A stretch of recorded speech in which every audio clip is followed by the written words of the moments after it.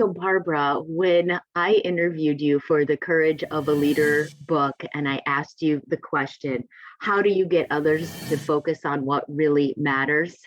I didn't fully realize how perfect of a question that was for you, because I see how you organize your life and your work around what is important to you. The two organizations that you co-founded represent important work to you. Can you tell us why? Oh, yeah, that's been a gift that I've been able to do work that's so aligned with my purpose because I really believe in serving others and helping others fulfill their potential, whether that's colleagues that I have or clients of ours or women that are engaged in our women's forum. And so helping to inspire them, but then also to have them own their voice and power to make that happen for themselves. And for me to be a partner in that process is really fulfilling. I love that. I love that. We can see it. So involved in the different leadership positions, like you are, Barbara, so much you are doing and so much you could be doing. How do you focus in on what's most important? That's hard. I think sometimes everything's important. Um, I think that is really challenging. I think it's often taking a step back and pausing and looking at, okay, what are we trying to accomplish here? Because there's always so many levers to pull and things at play. It's never really a neat, straight line. And Mhm. actually, I never think in a straight line. I'm always looking at really the relationships that different things have to each other, which is a blessing and a curse, because it can get distracting around prioritizing. Okay. But really having the right team in place that can everyone be clear on the mission and what we're trying to accomplish and stay focused on the topic at hand is so important. I mean, in a meeting, I really, when we get mission creep in meetings, I start to get the hives, right? So it's really important for me to help us get back on track to focus on what is the issue at hand. And if there's another issue that gets raised, which often there is, great, let's put that aside, but let's stay focused on what is in front of us and what decision needs to get made on that issue so then we can move forward and then address other issues that will come after that, but really staying focused on what's that foundation, what's the fundamental issues that need to be addressed, and then build a path. Well, what a gift, Barbara, that you see that mission creep and that you have that reaction to it and you notice it. Because I think that there are so many teams and groups that don't notice it in the moment, right? And this would be good also, and this would be good also, and it's all well intentioned, but then we've gotten ourselves away from what we said we were out to accomplish in the first place. Well, and I don't want to discount the value of that collaborative brainstorm or some of those things that arise because it may be, I did not even think of that.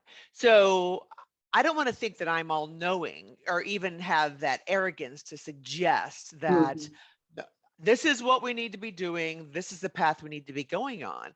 But Stop thinking about that. Yeah. to be curious, right? To be open enough as a leader to say, I miss that and that we need to incorporate that is really important. But, you know, when people are together and respond to things, then it can be about them or where they're going. So trying to differentiate between something that absolutely needs to be integrated into a decision or into an issue and maybe require some reprioritization of what you initially thought we needed to focus on, and when we just need to make sure we're acknowledging someone's perspective, but then politely getting back on track. That's sometimes I think I just use the gavel a little when I need to keep the train moving down the tracks. And that's a little bit of a difficult balance sometimes as a leader to figure out when to just really embrace everyone's ideas and just keep the train going,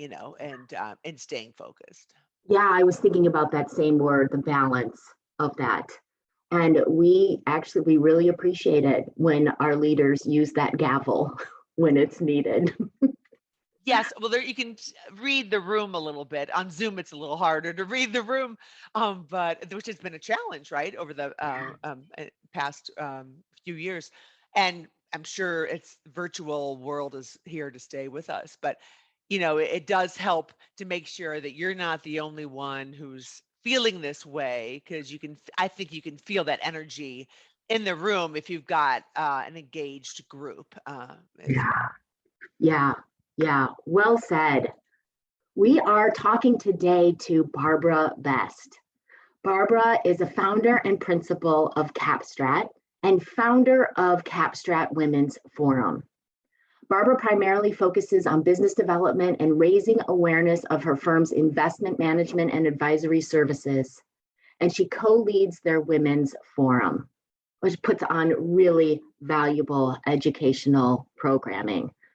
Barbara is extremely generous with her strong network, offering to support and connect others to further their personal and professional goals. Let me underscore that as a recipient of her generosity. She's also passionate about supporting, empowering, and advocating for others, especially women, to own their voice and power over their financial resources so they can make the most of their one amazing life. Barbara is recognized as one of Chicago's most influential women by the Chicago Business Journal and Rotary International Woman of the Year for her broad personal and professional support of others, her community service, and leadership.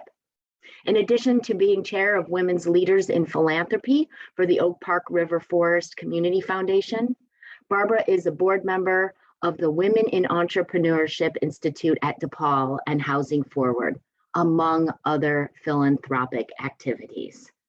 Barbara, thank you for being with me today to record this episode. Amy, thank you so much for the privilege of being part of your podcast. I'm so excited about the work you've been doing to help give others courage to be the leader they can be. Thank you, Barbara. I appreciate that. So you've already talked about having the right team and being focused on the mission. How do you know you've got the right team? Well, I think sure there's an optimal team. It depends in an organization, especially your business organization. Um, I think it takes time sometimes to realize that you have the right team or not in place. You can certainly feel that when you've got people that can really work together, be accountable, be respectful, people you can trust. That probably needs to be reprioritized in that list. Mhm. And that are engaged and committed to really to the business and to supporting the growth of the other team members and clients.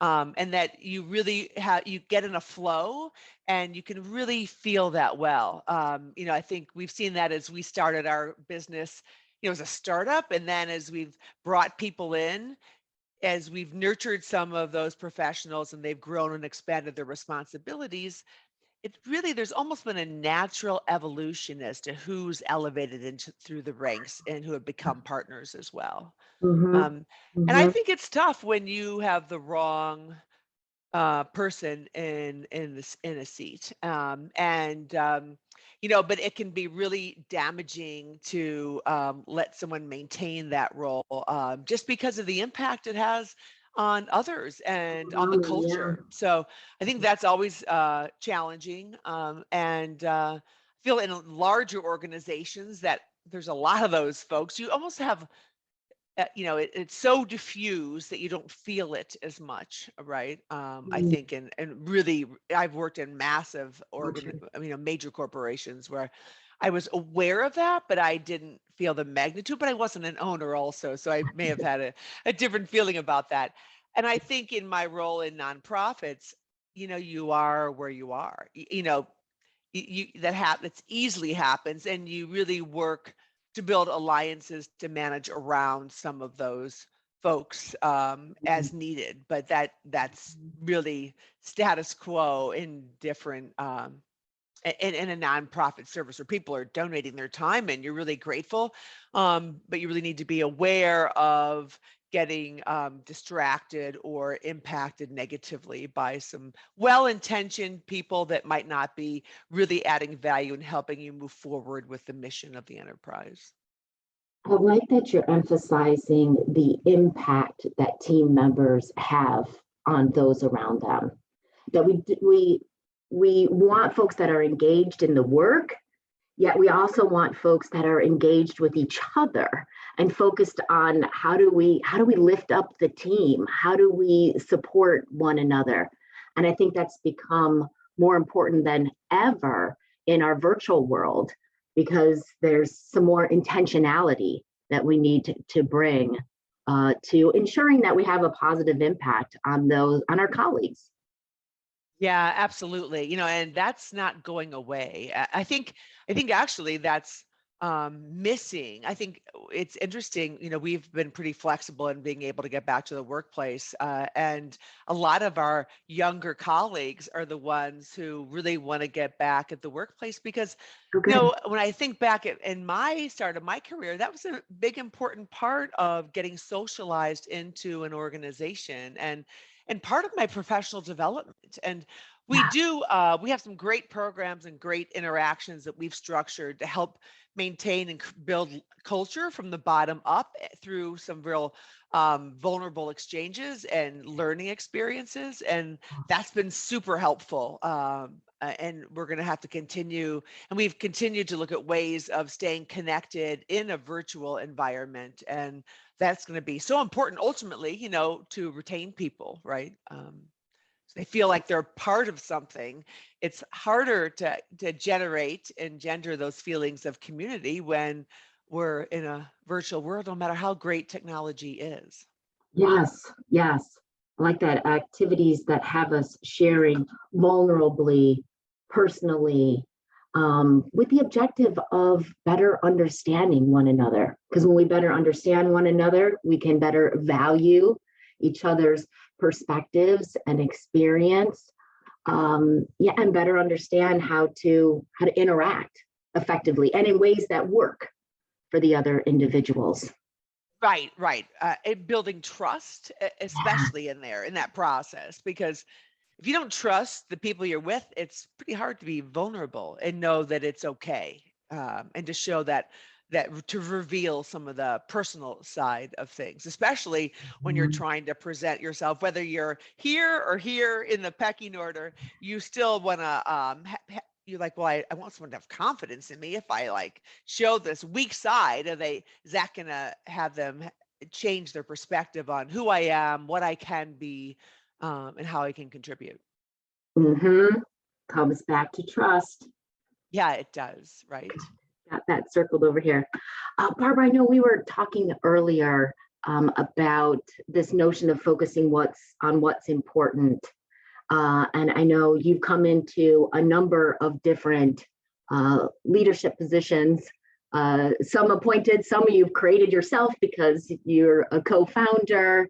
Tell us how you see the landscape and how you see what is important for your leadership to step in and do.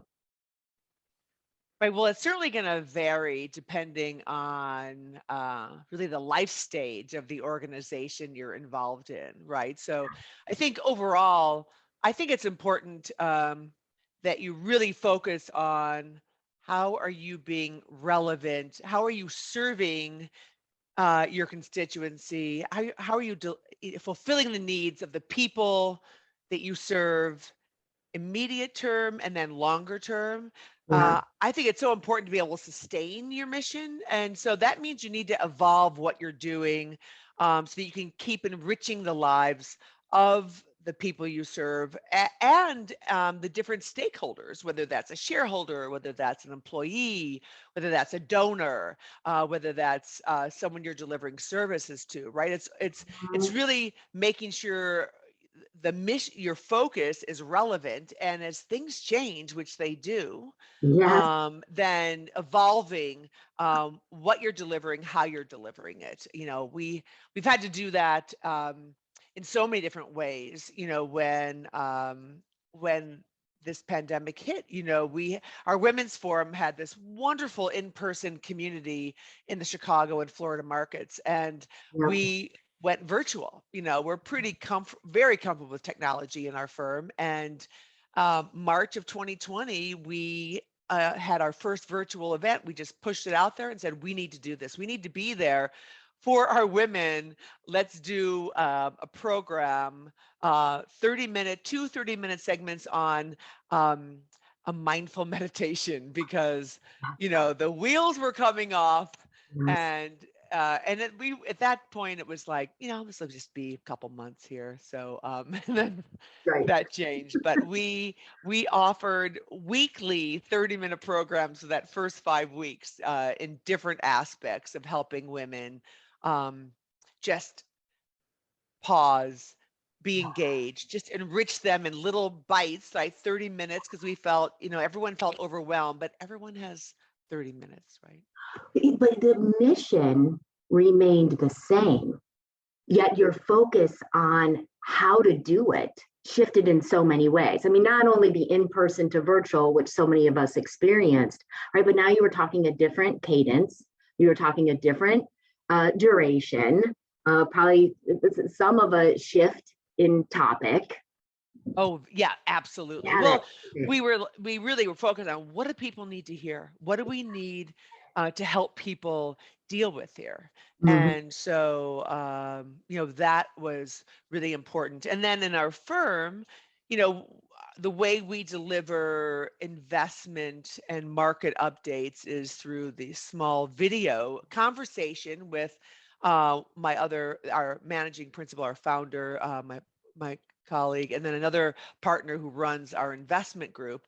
And that was really a way of helping deliver information in a time when that felt very irrational, didn't understand what was going on, and anything you got, the mainstream population got that you had to read, it was just buzzing in your head. You really couldn't focus on, let me read that paragraph a fifth time, right?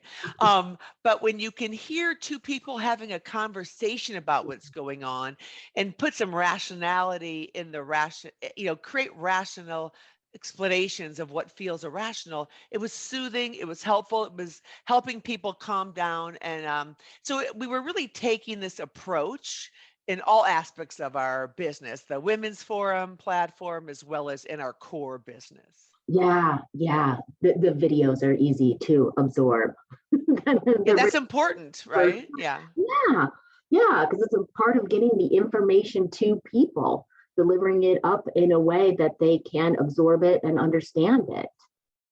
Yeah, I'm just Right. thinking about how as so much shifts dynamically and rapidly in our world, how having that core mission, what's most important to us, our leadership, the organizations that we're a part of, how that can provide the stability and the guiding light, if you will. So it's not, oh, there's like 27,000 different things that we could do. What are the things that are going to best support our mission? Right. The essentials, right? Yeah. When we did the women's forum work, I didn't, I didn't try to compete with any other resources in the firm, because I knew that we had a really focused on doing a lot of good research, what's happening in the markets.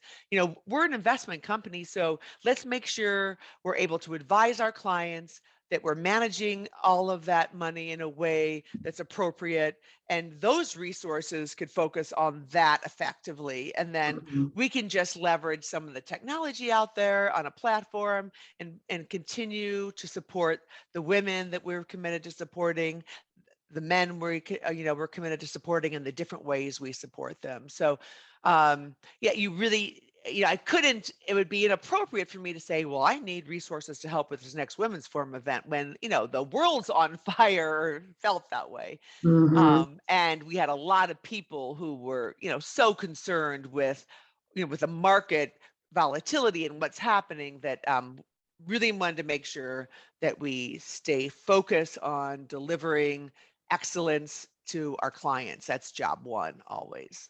Gotcha. Yeah. And Yeah. it was really exciting in the nonprofit I'm on the board of, one of them, the Housing Forward. We Yeah. had to go from a pad shelter environment where everyone's sleeping in a big room overnight at a Yeah. church usually, right? Or a synagogue, to taking over hotel rooms, and finding places to house the homeless. And now these, the silver lining, which I believe so wholeheartedly in silver linings, especially with the pandemic, is we've changed the model completely on how we're going to help housing insecure communities. So it's been an opportunity for us to really get out of that traditional patterns and push into new approaches. So it's affected like everyone in so many different ways, and it's been a great growth experience, as much as it's, Really has. I've climbed the walls a few times during the past couple of years. Yes. Yes. Ditto.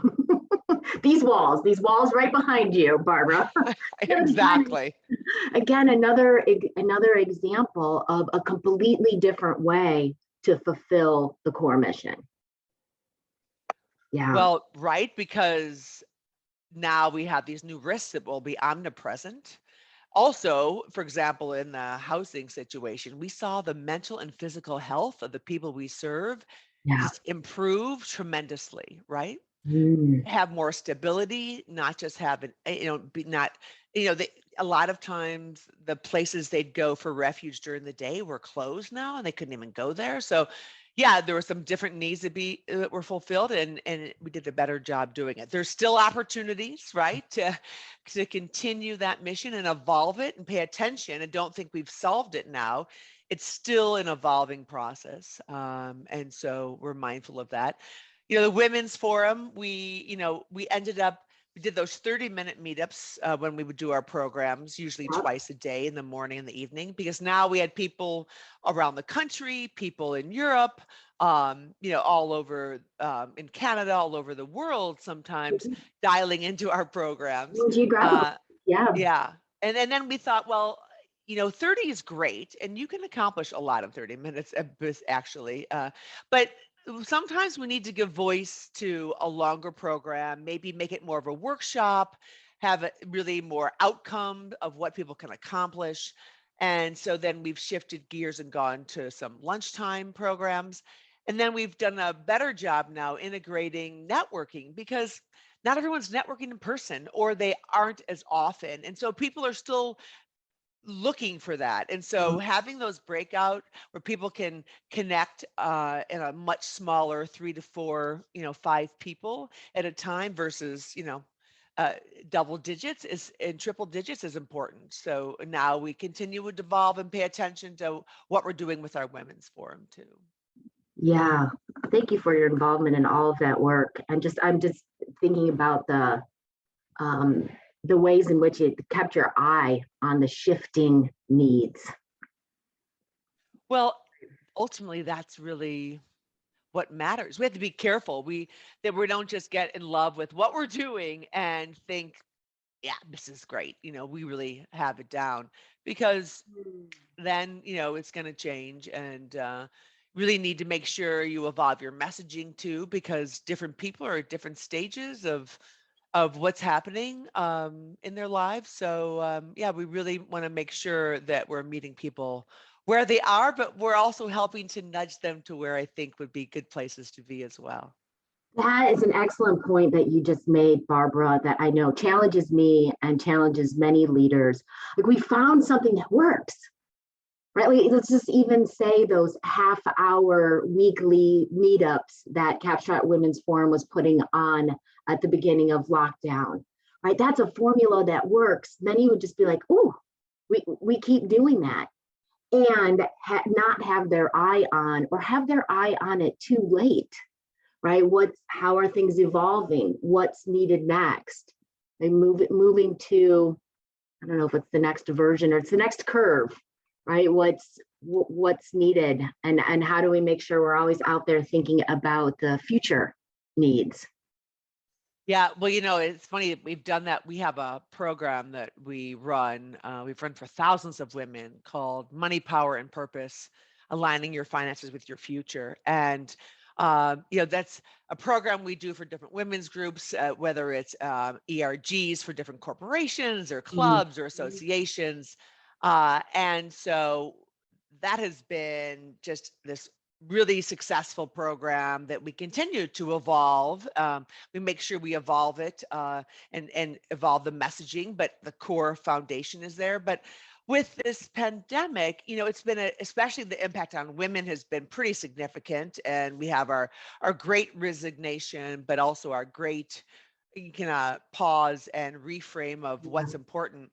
Our new program is really about that 5 to 10 year time frame before you, as you're thinking of transitioning from a traditional career role, you know, what you need to really start looking at, including our identities, like who are we without this title and this role and this, being in this organization, because we get so caught up in that. And I think because of a lot of what we went through in the last couple of years, a lot of people had to take a step back and say, what am I doing here? Like, is this filling my cup? If you had the luxury of that, right? So not everyone has the luxury of being able to make choices. But part of our program is how can you set yourself up for success so that you do have that luxury, so that you build financial resilience and you build a game plan,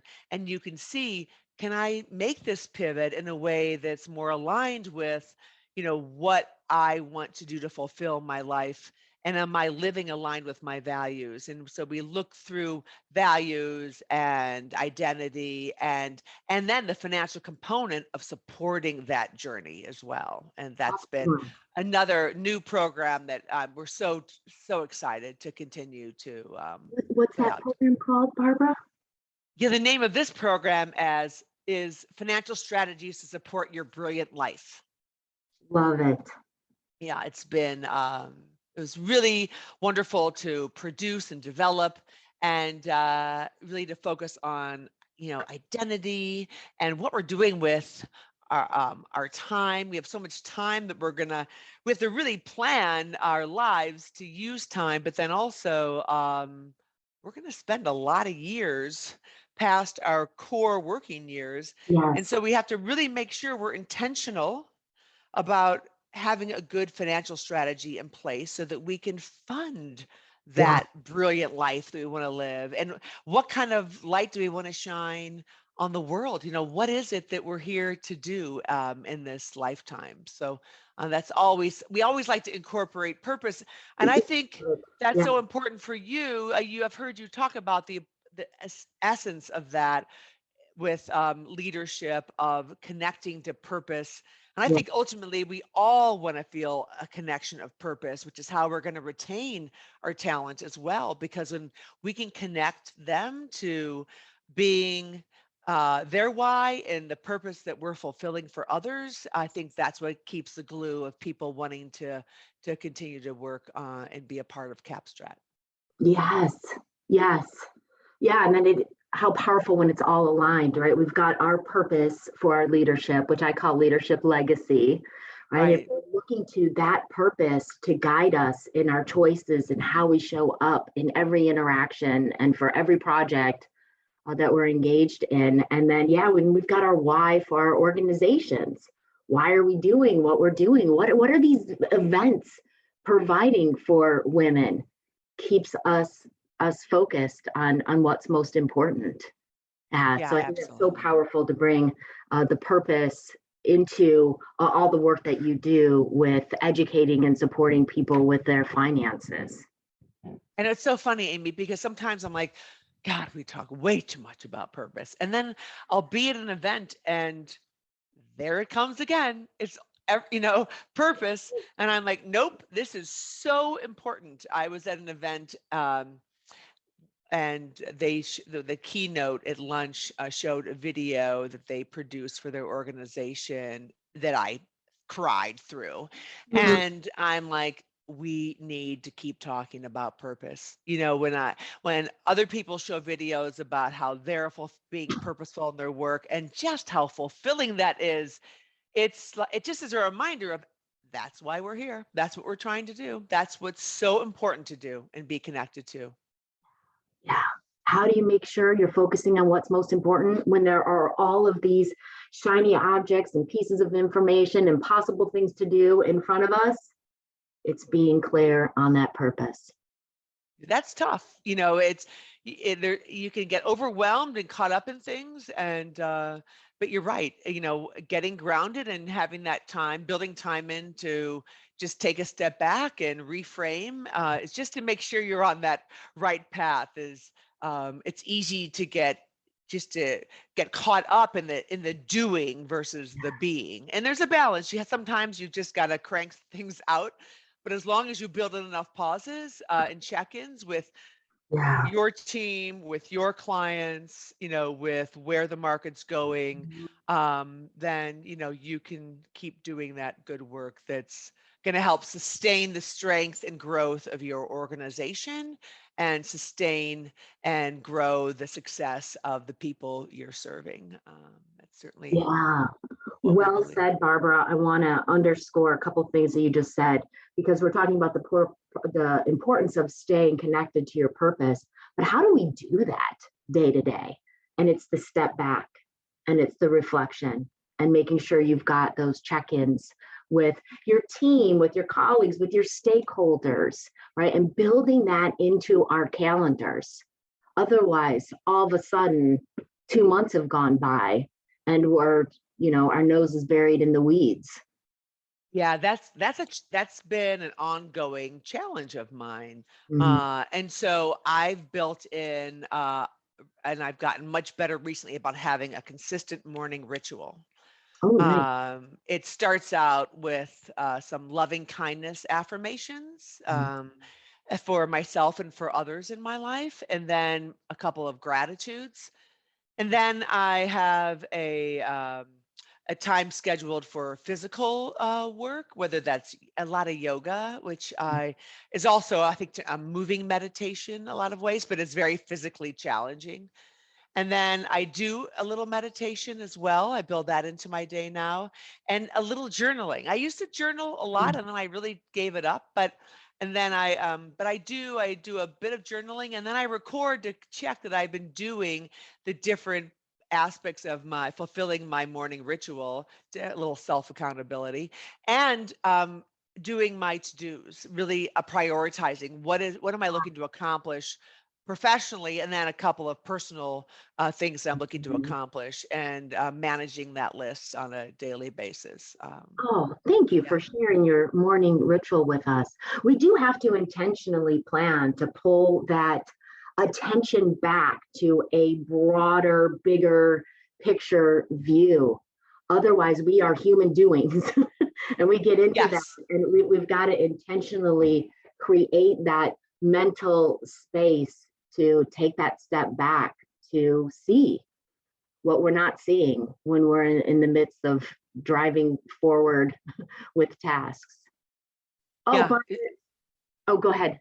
No, I was just going to say, so I worked with a coach last year, and we nicknamed that part of me when I don't do that is the fast train to nowhere, like because like literally I'm high speed, full speed ahead, but Yeah, going nowhere. And yeah, it can get out of control. And when I can get grounded in that ritual, I mean, it's based on science, not woo it woo, right? It's like is. it just really helps you get grounded, and all that noise and clutter that's still out there Yeah, is just not attacking me, yeah, my yeah, brain and my soul, right? yes. Get off the train to nowhere. I love it, Barbara. Thank you so much for your time today. So many great messages, concepts, rituals that you shared with us today. I appreciate your time and your sharing of your experience. Thank you for giving the opportunity to spend time with you, Amy, and for what you're doing to serve others. I really appreciate that. My pleasure. Thank you, Barbara.